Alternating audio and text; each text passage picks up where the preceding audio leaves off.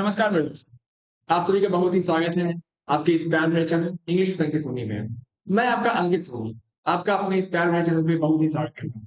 और आज की क्लास में हम लोग पढ़ने वाले हैं एक्टिव वॉइस और पैसिव वॉइस के पार्ट नंबर 2 के बारे में। लास्ट क्लास में हमने पार्ट 1 के बारे में पढ़ लिया था। अब इस पार्ट 2 में हम सबसे पहले बात करेंगे किस एग्जांपल्स के बारे में। देखिए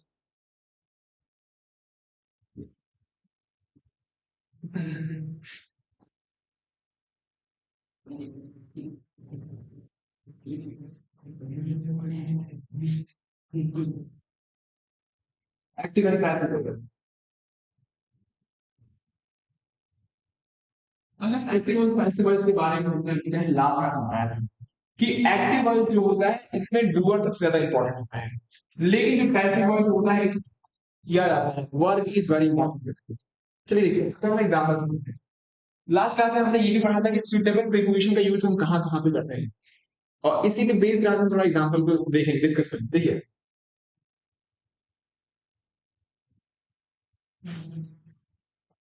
देखिए example number 1, it is based on suitable preposition. ये बेस्ड है suitable preposition,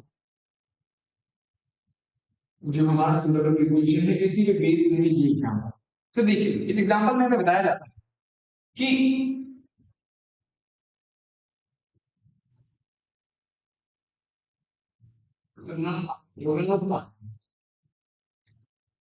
killed our brother। तो देखिए दूसरा एग्जांपल दिया है, वो लिखा है an arrow kills a bird। an arrow kills a bird। आगे देखिए फिर तीसरा है he killed a bird। he killed a bird। आगे देखिए this box contains my dress। this box contains my dress। ऐसे ही हमारे पास जो पांचवा है वो लिखा है अंकित मैरी राधा। चलिए अगर इनको हम चेंज करने की बात करते हैं तो ये जो पार्ट हमें दिया गया है ये कहीं ना कहीं एक्टिव वॉइस का पार्ट है। अगर इसी को हम पैसिव वॉइस में चेंज करते हैं तो हमें सुटेबल प्रीपोजिशन का यूज करना है। ऐसे सुटेबल प्रीपोजिशन कौन कौन से होते थे? पहला था विद था, बाय था, इन था, एट था, और एक और था जो कि था टू। देखिए अगर इसी में हम बातें करें तो देखिए करते हैं इसको चेंज करने की बात करते हैं। तो राधा फिर आप यहाँ पे राधा एक नाउन के तरीके से ऐड करता है। राधा एक क्या है? नाउन है। अगर ये नाउन के तरीके से ऐड कर रहा है इसका मतलब हमें यहाँ पे प्रीपोजिशन बाई का यूज करना है। तो देखिए a bird a bird was killed by now by now। ये तो हो गया पहला। ये हमें पार्ट दिया गया है, ये पास्ट टेंस का पार्ट दिया गया है। तो पास्ट टेंस में क्या होता है कि हम was और were नहीं यूज करते हैं। ऐसे ही हमें दूसरा लिखते हैं। दूसरा हमें दिया गया है an arrow kills a bird. यहाँ पे एन एरो एक इंस्ट्रूमेंट है, एक क्या है? इंस्ट्रूमेंट है। अगर ये एक इंस्ट्रूमेंट है तो इसके साथ हम प्रीपोजिशन विद का यूज करेंगे। देखिए a bird is killed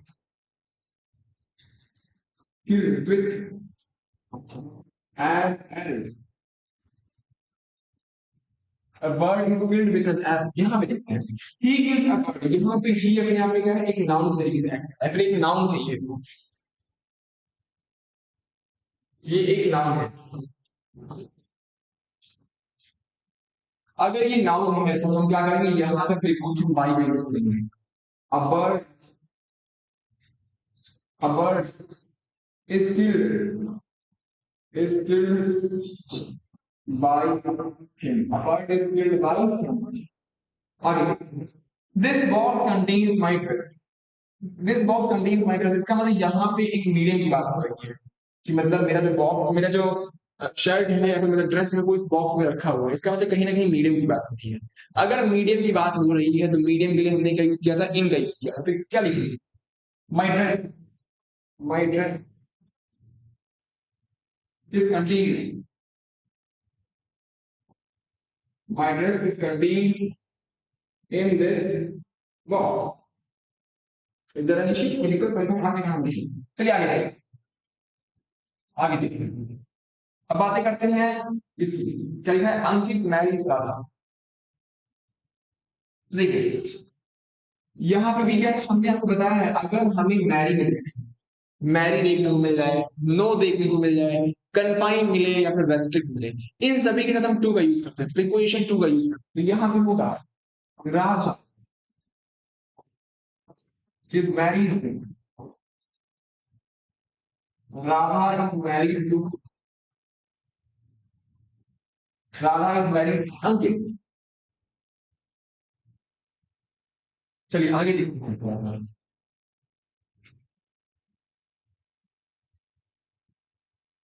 ये तो बातें हो गई कि हमारे पास सुटेबल प्रीपोजिशन दिया गया था, अब उस पे बेस्ड एग्जाम्पल हो गया। अब हम बातें करेंगे जो हमारे पास टेंसेस में चेंज आए थे, कि कौन से टेंसेस को हमने किस में चेंज किया था, अब उसके बारे में हम बात करेंगे। देखिए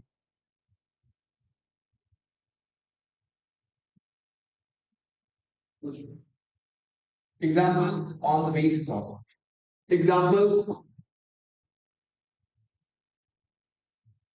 example based on changes in tenses। Tenses में क्या क्या चेंजेस आते हैं? देखिए पहला जो यहाँ पर है वो है Raman found the key, Raman found the key. फिर दूसरा देखिए will arrange the dishes, he will arrange the dishes. यही पे अगर तीसरे की बात की जाए, तीसरा जो है ईशांत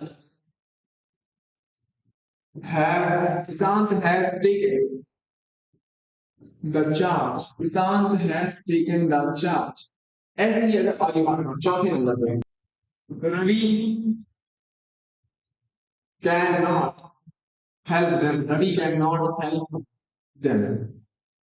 ऐसे ही पांचवें की बात करते हैं, Mohan Mohan will help us, Mohan will help us. आइए आप देखते हैं छठा जो एग्जाम्पल हमारे पास है वो है शिखा laugh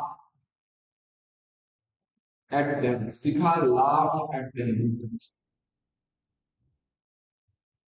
चलिए बात करते हैं एग्जाम्पल। तो ये जो हमें एग्जाम्पल दिए गए हैं ये हमें दिखा रहा है टेंसेस में हम कौन कौन सा चेंजेस करेंगे।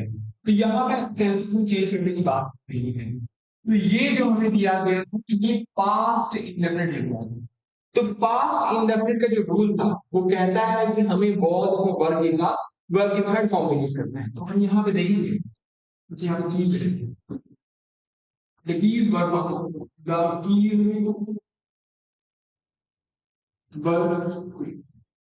found by Raman, the keys were found by Raman। ऐसे अगर लिखा देखिए। दूसरा हमें क्या है, she will arrange the dishes। अब बात करेंगे the dishes का, dishes will be arranged, the dishes will be arranged by her, by her। आगे देखिए, Ishant has taken the charge. ये अपने आप में परफेक्ट टेंस की बात है। अगर परफेक्ट टेंस की बात कर रहा है तो हम इसको किसमें चेंज करेंगे? इसको हम चेंज करना चाहेंगे, इसको हम चेंज करना चाहेंगे has been of the third. तो the charge, the charge has been, the charge has been taken by, taken by Ishan. The charge has been taken by Ishan। ऐसे भी Ravi can not help them. तो यहाँ पे बात they can not, they can not be help, they can not be help by Ravi. They cannot be helped by Ravi. ये तो बात हो गई है। चलिए आगे देखते हैं। Mohan will help her. तो यहाँ पे मोहन एक नाउन के तरीके से एक्ट करता है, जिसकी वजह से हमें प्रीपोजिशन बाई का यूज करना रहेगा। तो we we will be helped by Mohan. we will be helped by Mohan. ऐसे आगे देखते हैं। देखिए they will be helped by Mohan. अब आगे शिखा laughed at them। यहाँ पे हमें laughed at क्या है, एक वर्ब की तरीके, वर्ब के साथ एक प्रीपोजिशन देखने को मिला है। इस केस में हम क्या करते हैं, जब इसका पैसिव वॉइस बनाते हैं तो उसमें हम इस प्रीपोजिशन ऑफ वर्ब को स्प्लिट आउट नहीं करते। अगर स्प्लिट आउट नहीं करते तो इसको क्या है, साथ में ही लिखा जाएगा। They were laugh, they were laugh at, laugh at by Shikha, they were laugh at by Shikha. आगे अब इसी इसी एग्जांपल पे बेस्ड हमारे पास एक कॉन्सेप्ट है। वो कॉन्सेप्ट हमें क्या कहता है ये देखते हैं। हमें एक कॉन्सेप्ट देखने को मिलता है। इस कॉन्सेप्ट में हमें बताया जाता है कि अगर इस कॉन्सेप्ट में हमें बताया जाता है कि अगर हमें किसी भी वर्ब के साथ, हमें किसी भी वर्ब के साथ कोई प्रीपोजिशन देखने को मिलता है, प्रीपोजिशन जुड़ा मिलता है। इस कॉन्सेप्ट में बताया जाता है कि अगर किसी भी वर्ब के साथ हमें कोई प्रीपोजिशन जुड़ा मिलता है, उस केस में ये क्या बनाता है, एक बनाता है फ्रेजल वर्ब, ये बनाता है फ्रेजल वर्ब। चलिए ये बनाता है फ्रेजल वर्ब। अब फ्रेजल वर्ब क्या होता है कि मतलब ये वर्ब प्रीपोजिशन के ही कॉम्बिनेशन से बनते हैं, इनका अपने आप में कुछ दूसरा मतलब होता है। देखिए कौन कौन से हैं। सबसे पहला है,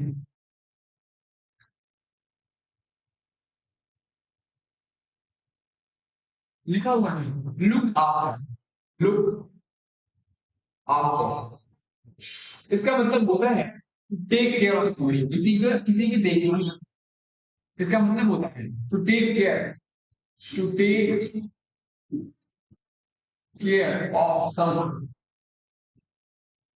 look after, to take care of someone. यही भी अगर बात करते हैं लुक अप, लुक अप इसका मतलब होता है to search something. Look up इसका मतलब होता है टू सर्च समथिंग, किसी चीज को ढूंढना।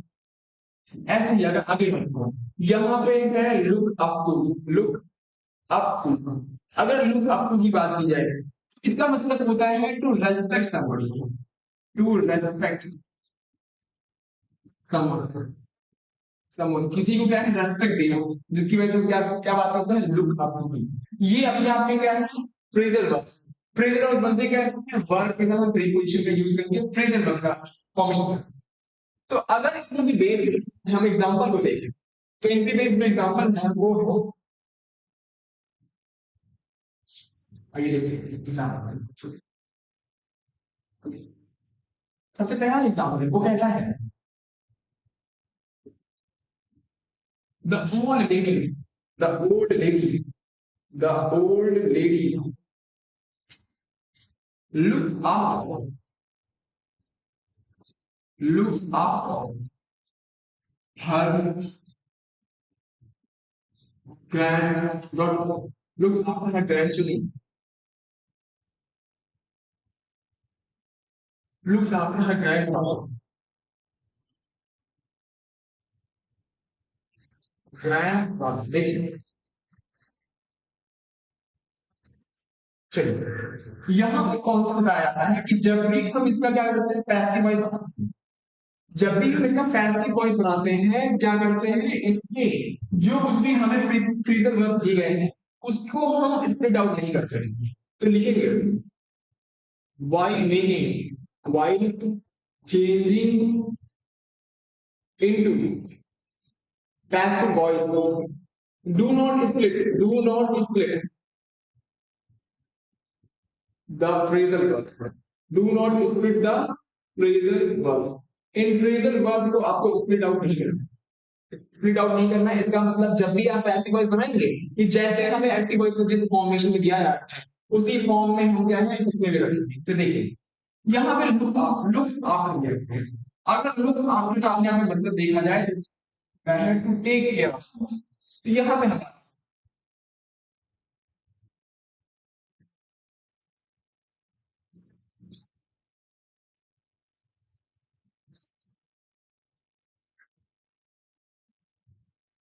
चलिए इसी में बेस्ड हम क्या एग्जाम्पल देखते हैं, जिसमें एग्जाम्पल दिया गया है, एग्जाम्पल दिया है the old lady, the old lady looks after looks after looks after the child, the old lady looks after the child, ये काफी बड़ा है। ये looks after अपने आप में क्या है एक फ्रेजल वर्ब जिसका मतलब होता है कि to take care of, to take care of किसी की देखभाल, यहाँ पे देखा जाए the old lady the child, the child. अब हमारे पास लुक्स क्या है अपने आप में प्रेजेंट करते हैं, the child is looked after, is looked after by the old lady, the child is looked after by the old lady, ये तो काम हो गया। अब हम बात करते हैं एक और एग्जाम्पल, एग्जाम्पल में बताया कि अगर दूसरा एग्जाम्पल दिया गया है, ये दूसरा एग्जाम्पल बताता है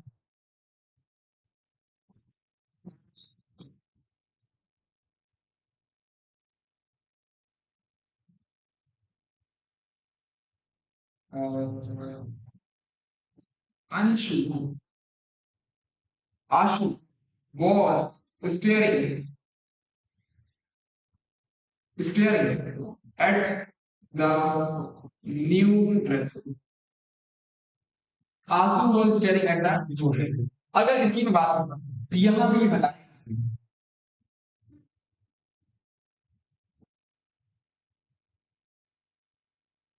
देखिए यहाँ पे स्टेयरिंग एट का मतलब क्या होता है घूरना है, मतलब एक टक होकर किसी चीज को देखना, तो ये भी अपने आप में फ्रेजल वर्ब के तरीके से काम होता है। तो इसको हम चेंज करेंगे द न्यू ड्रेस, इसको हम चेंज करेंगे द न्यू ड्रेस,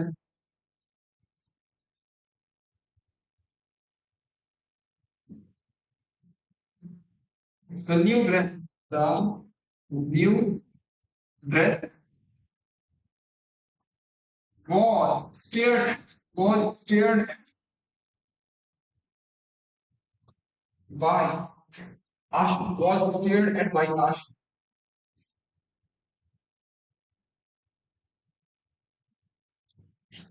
चलिए देखिए अब इसके आगे देखते हैं क्या हमारा आंसर किया गया है।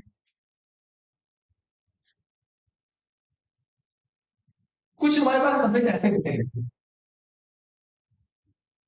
कुछ हमारे पास सब्जेक्ट ऐसे होते हैं जो कि हमेशा क्या होता है सिंगुलर मीनिंग में, हालांकि अगर आप उसको देखेंगे तो वो आपको दिखेंगे प्लूरल में, लेकिन अगर ओरिजिनल तरीके से देखा जाए तो वो होता है सिंगुलर में। ऐसे कौन कौन से वर्ब, ऐसे कौन कौन से सब्जेक्ट होते हैं देखिए,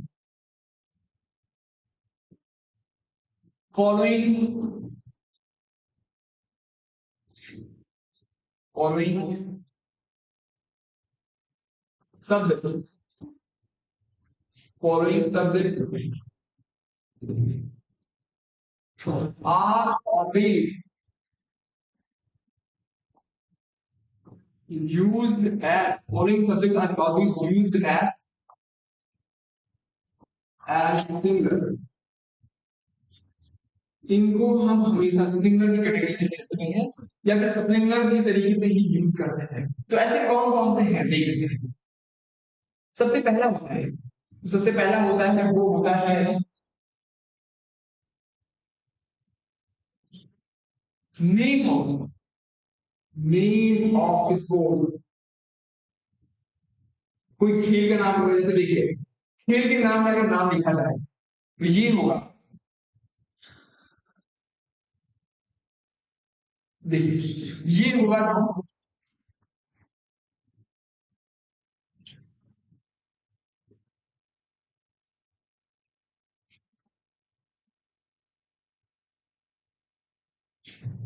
देखिए ये होगा टेनिस, टेनिस हो गया, चेस हो गया,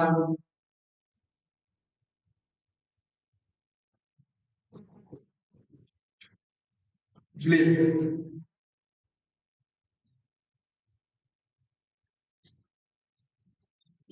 क्लियर। फिर आगे देखते हैं। ऐसे ही नेम ऑफ ऑर्गेनाइजेशन, ऑर्गेनाइजेशन किसी ऑर्गेनाइजेशन का नाम दे लीजिए।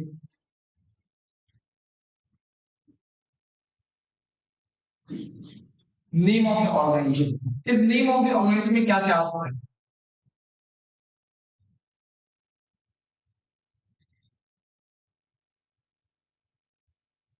ये आ सकता है the USA, the USA, the UN, the UAE, the UAE, ये हुई आगे। अगर नेम ऑफ द ऑर्गेनाइजेशन छोड़ के हम बात करते हैं नेम ऑफ मेलेडी, मेलेडी का मतलब होता है डिजीज, मेलेडी को हम बोलते हैं डिजीज, तो इसमें आ सकता है रिकेट, रिकेट ऐसे ही है मम्स, मम्स है, रिकेट है, मम्स है,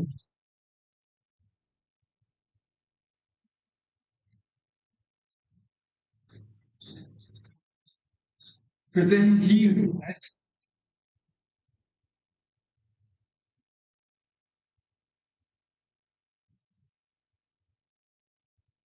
फिर HEALEN, आगे देखते हैं। इसकी बात सुनिए, वो है name of books, name of books कुछ किताबों के नाम, कुछ किताबों के नाम, जैसे देखिए द हार्ड टाइम्स, फिर आगे देखिए,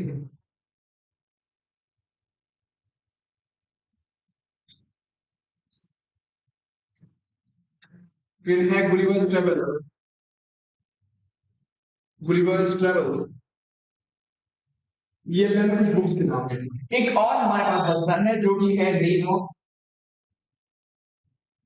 एक और हमारे पास बचता है जो कि है नेम ऑफ सब्जेक्ट, कुछ सब्जेक्ट के नाम भी अपने आप में सिंगुलरिटी होते हैं। जैसे देखिए, अगर मैं आपके सामने लिखता हूँ पॉलिटिक्स, पॉलिटिक्स, फिर हम बात करते हैं पॉलिटिक्स के बाद फिजिक्स, फिर बात करते हैं मैथमेटिक्स, फिर यही पे अगर बात करें इकोनॉमिक्स, इकोनॉमिक्स, ये कुछ ऐसे सब्जेक्ट होते हैं जो कि दिखने में तो प्लूरल होंगे ही, लेकिन ये हमेशा होते हैं सिंगल की कैटेगरी के। आइए देखते हैं, इन्हीं में बेस है। आइए इससे आगे चलते हैं। तो इसके आगे हमें बताया जाता है,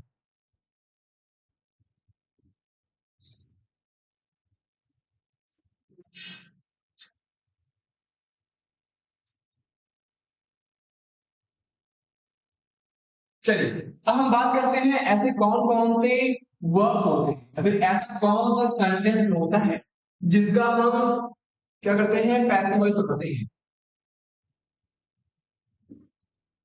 चलिए देखिए, ऐसे कौन कौन से वर्ब्स होते हैं जिनका हम पैसिव वॉइस बनाते हैं और जिनका पैसिव वॉइस नहीं बनाते हैं। आइए हम डिटेल में समझते हैं। देखिए,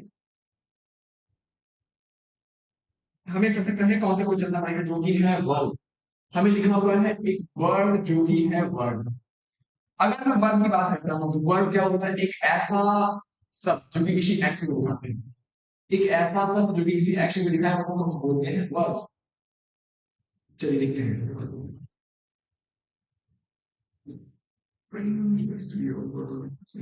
देखिए,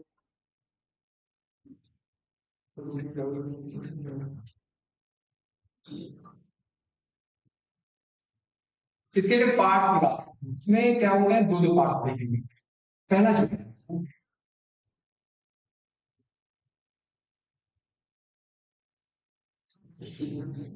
चलिए देखते हैं, इसमें हमें क्या है, दो पार्ट।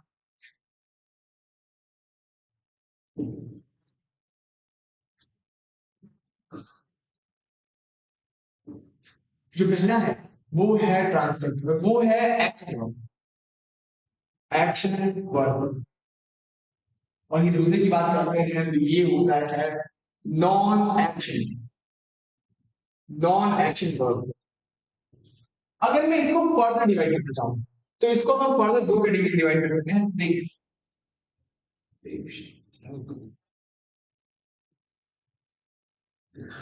इसको अगर मैं एक फर्दर डिवाइड करना चाहूँ तो इसको हम फर्दर दो तरीके से डिवाइड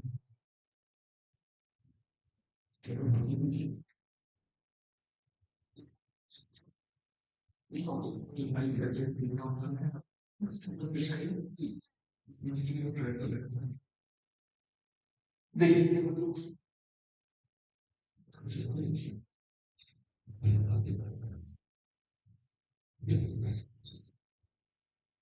की बात करते हैं तो इसको हम फर्दर दो तरीके से डिवाइड कर सकते हैं। पहला जो है वो है, इसको हम फर्दर दो तरीके से डिवाइड करते हैं। पहला जो है ये है ट्रांजिटिव वर्ब, ट्रांजिटिव वर्ब। और फिर दूसरा जो होता है वो होता है इंट्रांजिटिव, ट्रांजिटिव वर्ब। अब बात इसकी नॉन एक्शन वर्ब। अगर नॉन एक्शन वर्ब को देखा जाए तो नॉन एक्शन वर्ब को भी हम दो कैटेगरी में ला सकते हैं। पहला जो है वो है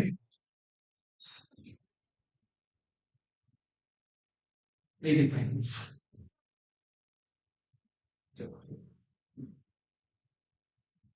इसको भी हम दो कैटेगरी में यहाँ पर पहला जो है वो है static verb, static verb.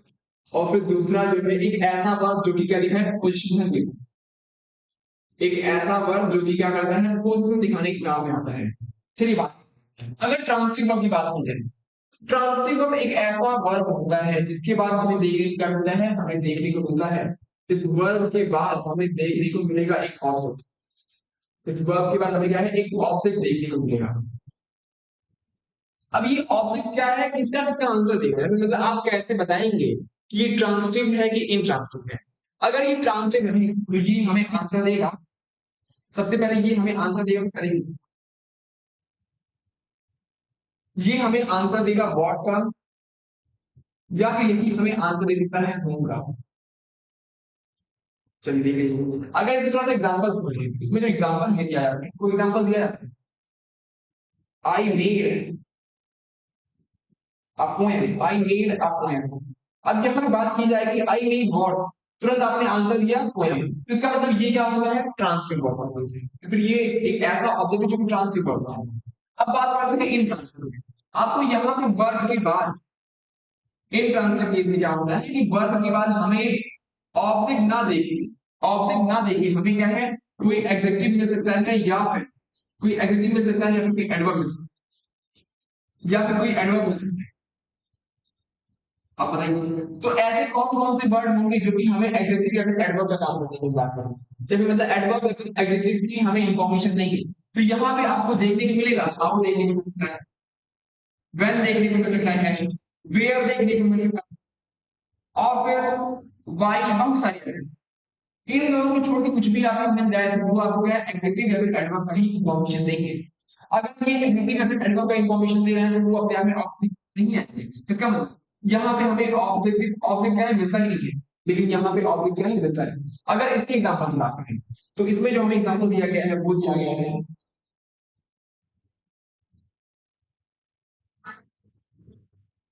He sang, he sang beautifully। अगर यहाँ पे ब्यूटीफुली की बात की जाए तो ब्यूटीफुली अपने आप में बता रहा है हाउ की इंफॉर्मेशन, ये आपको हाउ की इंफॉर्मेशन या फिर हाउ के बारे में बता दें, जिसकी वजह से ये एडजेक्टिव की कैटेगरी में आ रहा है।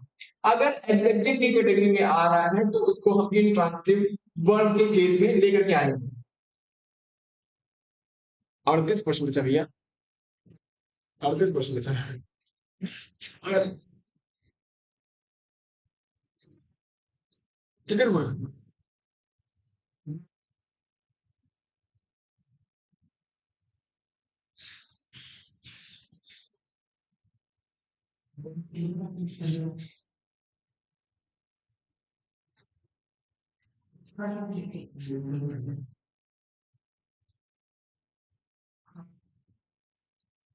देखिए यहाँ पे जो इंट्रांजिटिव वर्ब होता है इसका हम कभी भी पैसिव वॉइस नहीं, लेकिन अगर इसकी बात की जाए तो यहाँ पे हम पैसिव वॉइस का फंक्शन कर सकते हैं। अब बात करते हैं स्टेडी वर्ब। कौन कौन से ऐसे वर्ब होते हैं जो कि स्टेटिव की कैटेगरी में आते हैं? अगर स्टेटिव की बात की जाए, एक ऐसा वर्ब जो कि हमें क्या है, कोई एक्शन तो नहीं दिखाता है, बल्कि किसी के स्टेट के बारे में बताता है, किसी की अवस्था के बारे में। जैसे एग्जांपल देख लीजिए। अगर एग्जांपल की बात करें, यहाँ पर जो एग्जांपल दिया गया है लिखा है he is a teacher, he is a teacher. तो यहाँ पे जो ये इज आया है, क्या ये कोई एक्शन दिखाने की बात करता है? आपको कहा बिल्कुल नहीं। इसका मतलब ये जो इज है ये एक लिंकिंग वर्ब के तरीके से काम है। इसका मतलब ये इंफॉर्मेशन दे रहा है कि ये जो इंसान है ये क्या है, एक टीचर है। ये इज जो है इंफॉर्मेशन दे रहा है कि यहाँ पे जो ही दिया गया है वो एक टीचर है। तो ये होते हैं स्टेडी वर्ब के केसेस। तो आइए इसकी लिस्ट बना लेते हैं कि कौन कौन से ऐसे वर्ब होते हैं जो कि स्टेडी वर्ब की कैटेगरी में आते हैं। सबसे पहला है वो है इज। आर लिख लीजिए, वॉज लिख लीजिए, वर लिख लीजिए, एम लिख लीजिए, फिर seen, seen, look, appear, become,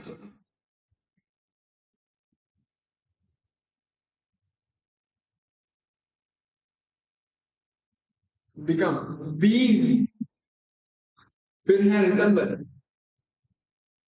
ये कुछ ऐसे कैटेगरी के वर्ब हैं जो कि अपने आप में स्टेडी की। अगर हम पोजीशन दिखाने वाले वर्ब की बात करते हैं, तो पोजीशन दिखाने वाले वर्ब ऐसे होते हैं जो किसी की ऑनरशिप को दिखाते हैं, किसी के रिलेशन को दिखाते हैं। यहाँ पे ऑनर, ऑनर की बात करते हैं, आप हैज यूज कर लीजिए, हैव यूज कर लीजिए, हैज यूज कर लीजिए, हैड यूज कर लीजिए, फिर बिलोंग यूज कर लीजिए, बिलोंग। चलिए आगे देखो।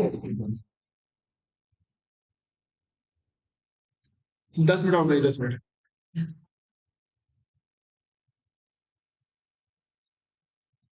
अगर इनसे थोड़ा सा एग्जाम्पल समझना, जो हमारे पास एग्जाम्पल है सिर्फ यही है कि आपको पहचानना है कि क्या ये ट्रांसक्रिप्ट का है कि इनट्रांसक्रिप्ट का है। आप तो पहचान ही लेंगे। इसे देखिए, आइए example, example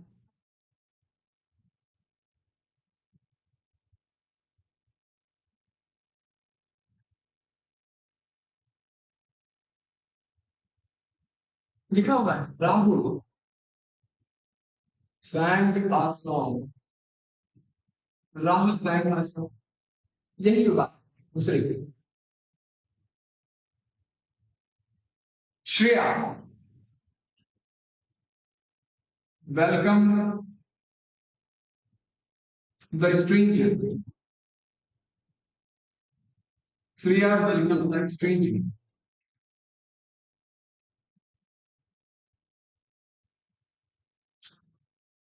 She woke up. She woke up at 7 o'clock, 7 p.m. She woke up at 7 p.m.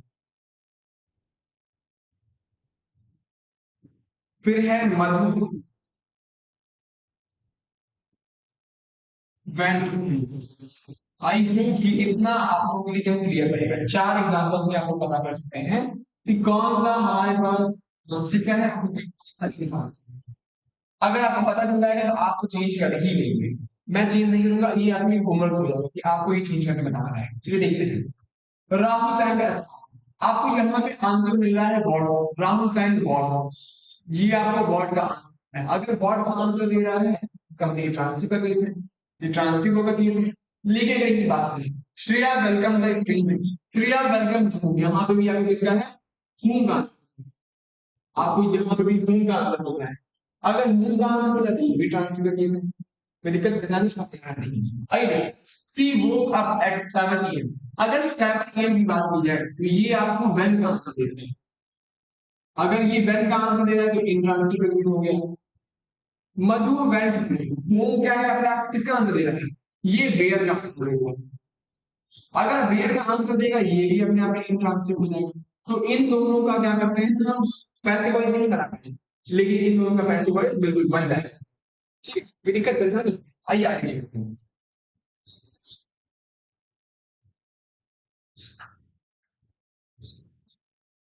अब हम समझ सकते हैं कि बहुत ही इंपॉर्टेंट कॉन्सेप्ट, जो कि कॉन्सेप्ट हमें बताता है। देखिए, इंपॉर्टेंट कॉन्सेप्ट,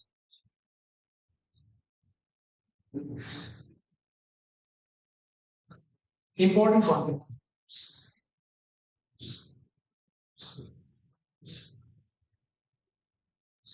इस कॉन्सेप्ट में हमें बताया जाता है कि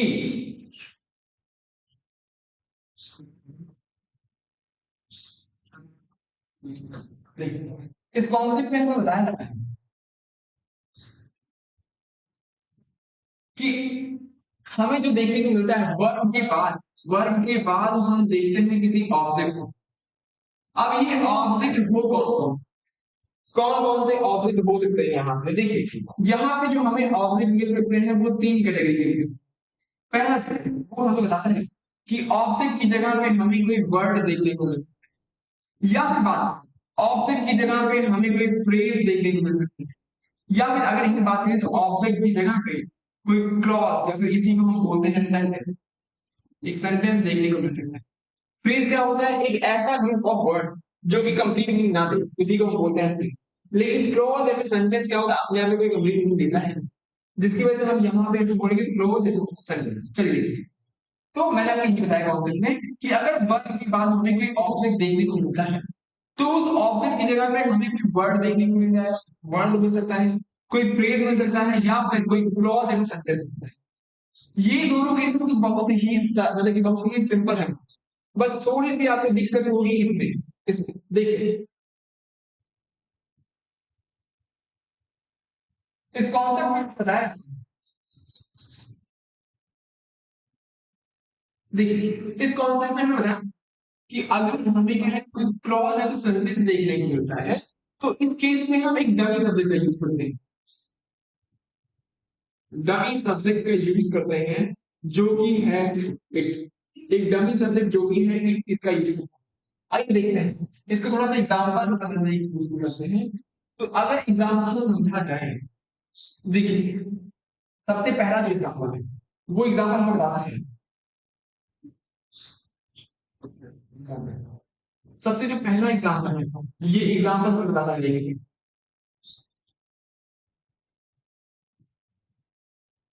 Ravi explained the truth. Ravi explained the truth. आगे देखो, दूसरा example, Ravi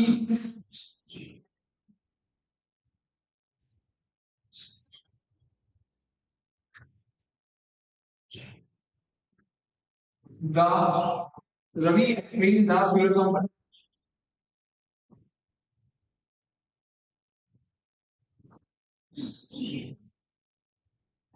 Ravi explained the philosopher. अगर तीसरे की बात की जाए यह लिखा हुआ है, Ravi explained,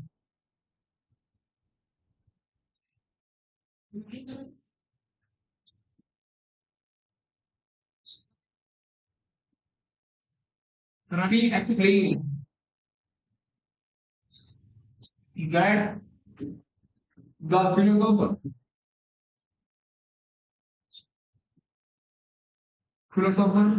was truthful.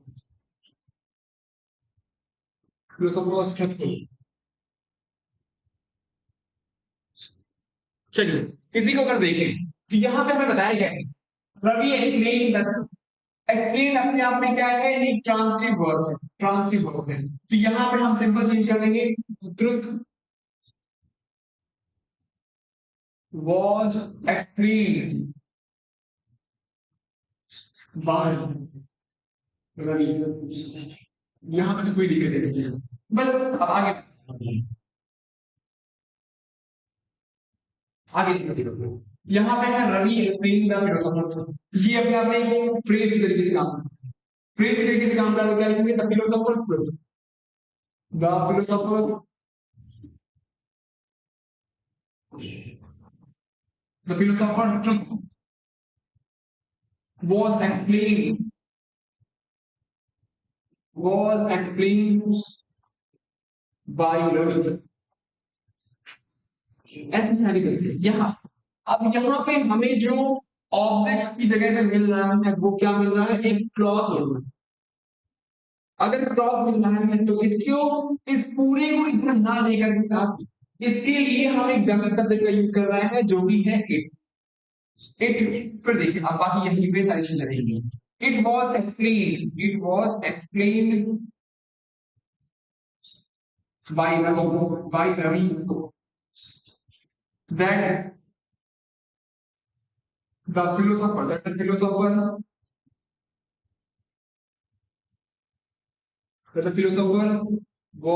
truthful, that the philosopher was truthful। यहां तक की बातें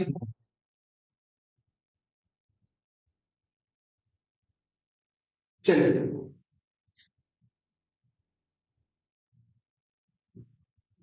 बस इस पे बेस्ड एक और एग्जांपल देखते हैं, इसी पे बेस्ड एक और एग्जांपल हम देखेंगे, फिर अपनी क्लास एंड करेंगे। देखिए यहां पे हमें एक एग्जांपल दिया गया है जो कि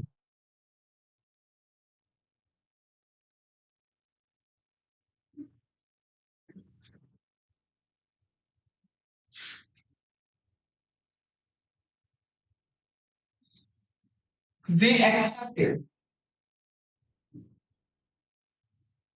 accepted that the news was fake, that the news was fake। यहां पढ़ा था they accepted that the news was fake। अगर यहाँ पे इस सेंटेंस, ये सेंटेंस तो लीजिए अलग है, ये सेंटेंस अलग है। अगर यहाँ पे ये वॉज ना दिया, वॉज अपने आप में क्या होता है, स्टेटिक केस का, स्टेटिक वर्ब की कैटेगरी का। अगर स्टेटिक वर्ब की कैटेगरी में आ रहा है तो इस वाले केस में हम कुछ भी चेंज नहीं करेंगे, जो कुछ भी चेंज आएगा इस केस में आएगा। देखिए क्या आएगा, it was accepted by them that the news was fake।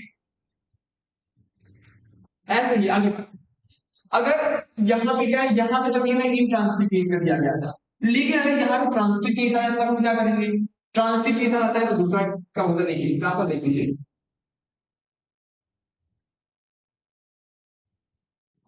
लिखा हुआ है he said that the people, she said that the people,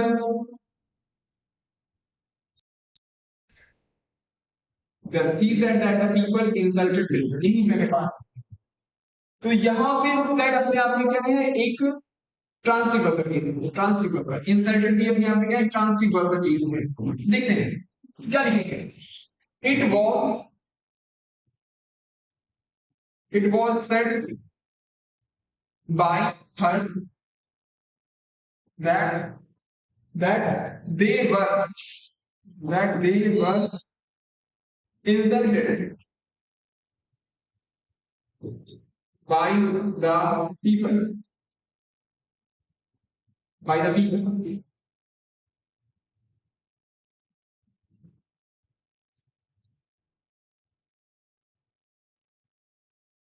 तो आज के लिए बस इतना ही। आई होप कि आपको सारी चीज समझ में आई। अगर ये सारी चीजें समझ में आई हैं तो हमारे चैनल कर दीजिए, वीडियो को लाइक भी कर दीजिए। इससे क्या होता है कि हमें एक तरीके से मोटिवेशन मिलता है कि हम आपके लिए इतना मेहनत कर रहे हैं, तो आप भी अपनी तो आज के लिए